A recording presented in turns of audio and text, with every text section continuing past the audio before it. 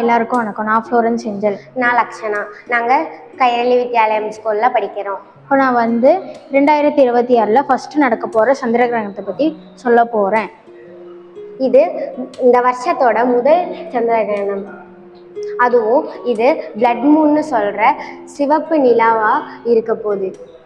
இது மார்ச் 3 சாயங்காலம் 4:28 ஸ்டார்ட் ஆகி 7:53 முடியும்.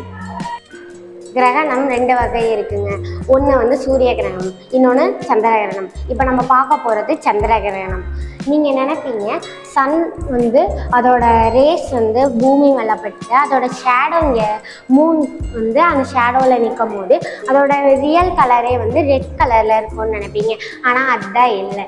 சூரியனோட ஒயிட் ரே எந்த பொருளோட விளிம்பில் பட்டாலும் 7 ரெயின்போ கலர்ஸ் அது ஸ்கேட்டர் ஆகும். அதே மாதிரி தான் இங்கே சன்லேருந்து வர ஒயிட் ரே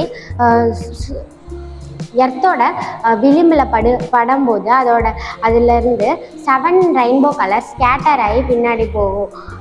அதுலேருந்து ரெட்டோட வேவ் லென்த் மட்டும் அதிகமாக இருக்கிறதுனால அது மட்டும் ஸ்கேட்டர் ஆகாமல் ஒரு இடத்துக்கு யும்ரான்ற ஒரு இடத்துக்குள்ள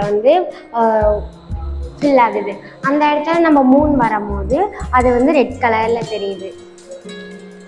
2025 வந்தப்போ நம்ம அதை பார்க்காம மிஸ் பண்ணிட்டோம். மிட்நைட்டில் வந்ததுனால நம்மளால் பார்க்க முடியல. ஆனால் இப்போது சாயங்காலம் 4:28 வரனால நம்மளால் மிஸ் பண்ணாமல் பார்க்க முடியும். ஸோ எல்லோரும் மிஸ் பண்ணாமல் பாருங்கள்.